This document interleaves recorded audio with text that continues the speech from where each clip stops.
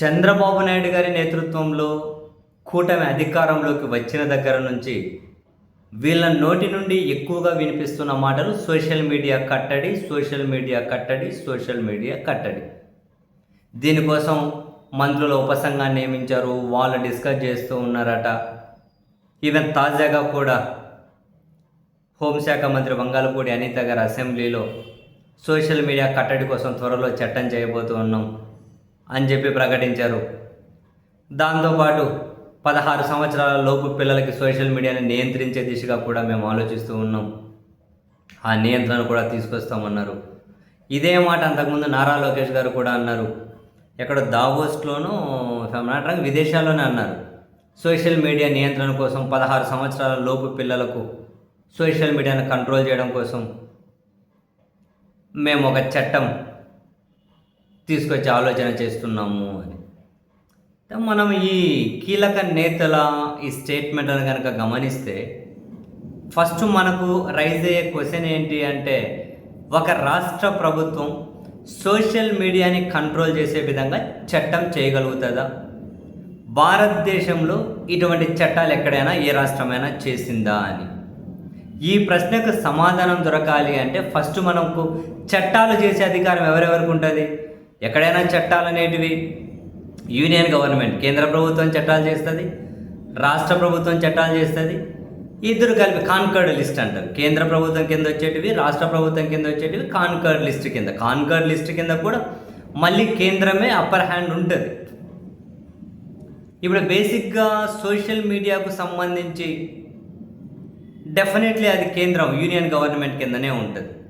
ఎందుకంటే social media అంటే communication and internet అనే అంశం కింద కదా, అది ఖచ్చితంగా యూనియన్ లిస్ట్ కిందే ఉంది, కేంద్రం లిస్ట్ కిందే ఉంది.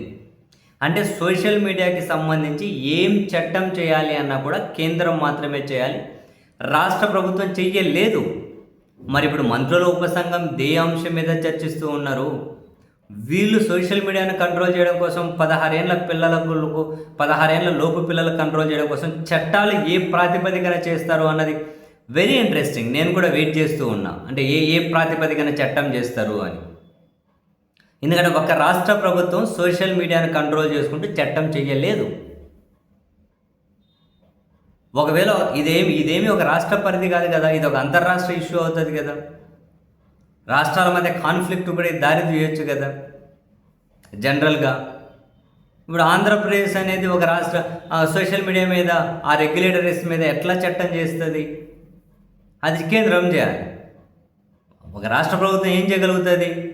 టెంపరీగా సోషల్ మీడియాను బంద్ చేయగలుగుతుంది, ఏమన్నా కనుక శాంతి భద్రతల సమస్య, అల్లర్లో ఇంకేదో వస్తే. అంతేగా నియంత్రించే చట్టాలు చేయలేరు. మనం కనుక చూస్తే ఇంతకుముందు ఒకసారి కేరళ, మహారాష్ట్ర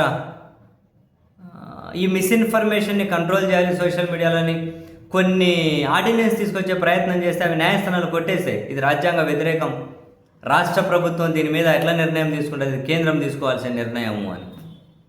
మరి ఇప్పుడు లోకేష్ గారు అయినా, వంగలపూడి అనిత గారు అయినా పదే సోషల్ మీడియా కట్టడికి చట్టం, 16 ఏళ్ళ లోపు పిల్లలకు కట్టడికి చట్టం, అసలు ఏ ప్రాతిపదికన ఈ స్టేట్మెంట్ ఇస్తున్నారు అనేది నిజంగా అర్థం కావట్లేదు.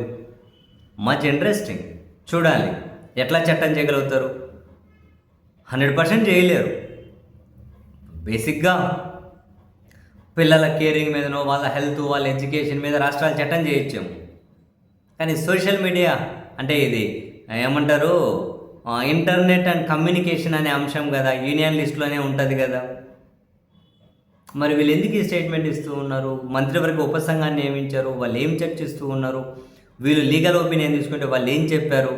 ఫైనల్గా వీళ్ళు చట్టం చేస్తే ఏ ప్రాతిపదికన చేస్తారు? అసలు ఆ చట్టం నిలబడుతుందా? చాలా ప్రశ్నలకు సమాధానాలు దొరకాలి.